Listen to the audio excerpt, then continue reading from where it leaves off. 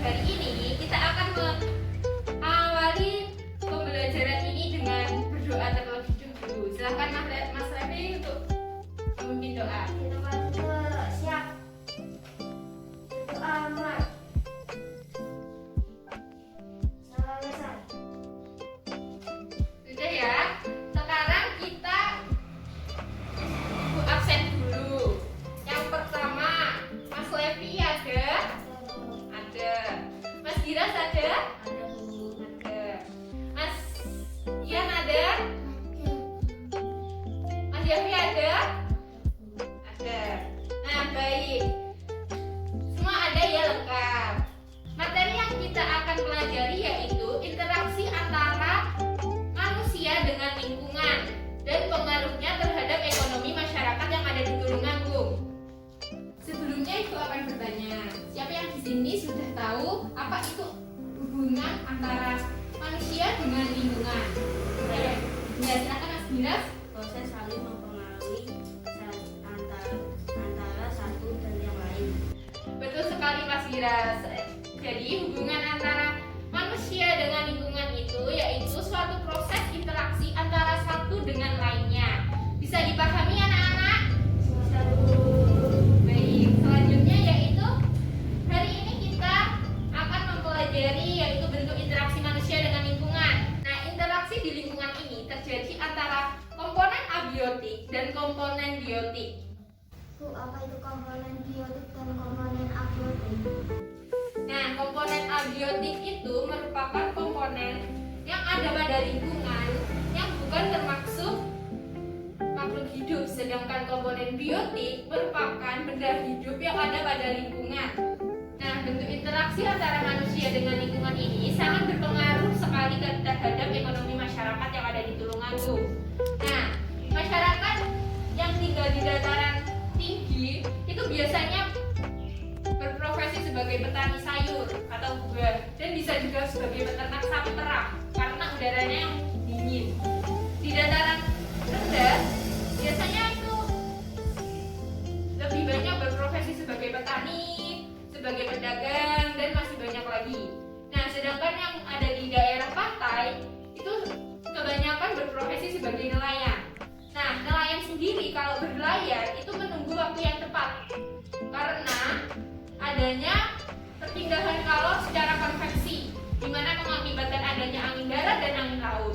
Sekarang, Ibu akan menampilkan sebuah video pembelajaran. Tolong untuk diperhatikan ya. Nah, setelah Ibu memberi video pembelajaran tadi, apakah ada yang ditanyakan? Nah, selain itu, di video juga diterangkan beberapa jenis perpindahan kalor. Nah, perpindahan kalor ini ada 3 jenis, yaitu perpindahan kalor secara konveksi, secara konduksi, dan yang terakhir secara radiasi. Baik anak-anak, sekarang Ibu akan membentuk kelompok menjadi berpasang-pasangan. Oke? Sudah berkumpul, nah sekarang Ibu akan membagi LKPD yang sudah Ibu buat untuk mengerjakan sesuai dengan LKPD.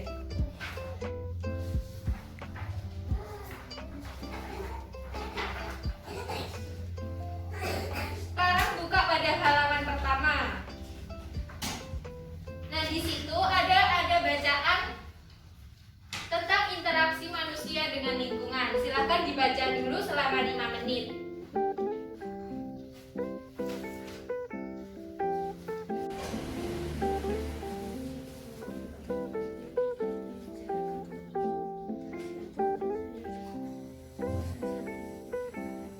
Apakah sudah selesai membacanya?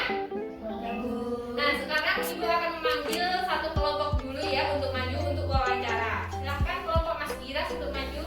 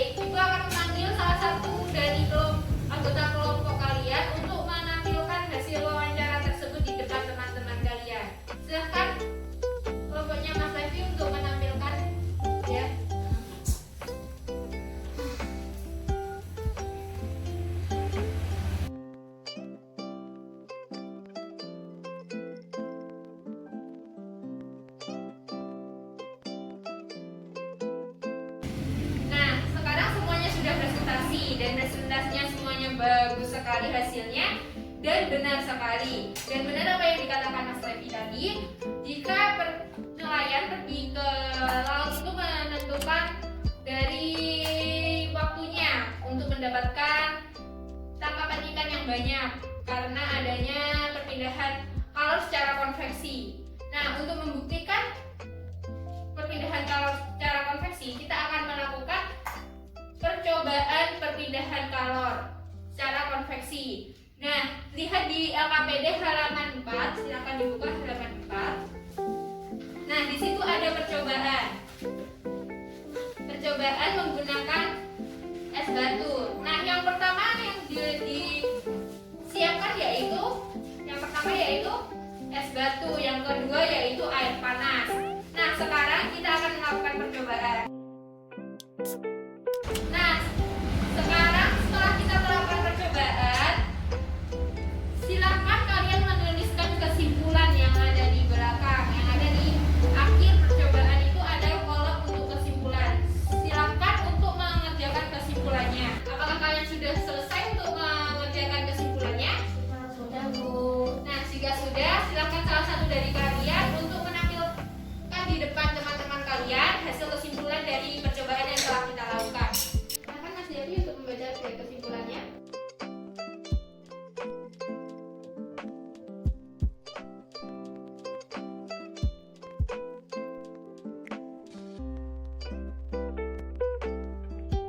Sudah? Nah, baik. Silakan duduk kembali.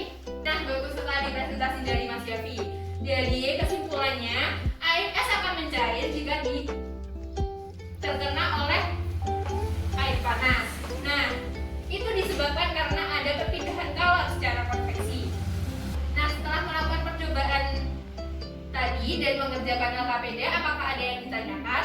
Tidak, Bu. Dan apakah kalian sudah paham dengan materi pelajaran yang hari ini Ibu sampaikan? Paham, Bu. Alhamdulillah. Sekarang, jika kalian paham, Ibu akan membagikan lembar evaluasi ini. Ini dikerjakan selama 15 menit. Nanti jika sudah, langsung dikumpulkan kepada Ibu. Itu ya. Apakah semuanya sudah selesai untuk mengerjakan soal evaluasinya? Sudah, Bu. Nah, jika sudah, silakan dikumpulkan kepada Ibu.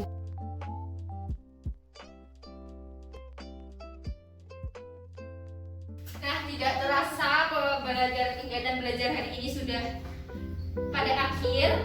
Nah, Ibu harap pembelajaran pada kali ini bisa bermanfaat pada kalian dan jangan lupa untuk diterapkan terus di kehidupan sehari-hari.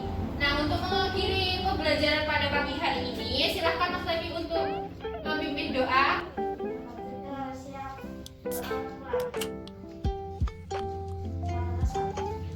Baik, sekian dari Ibu. Terima kasih atas perhatiannya pada pagi hari ini. Wassalamualaikum warahmatullahi wabarakatuh.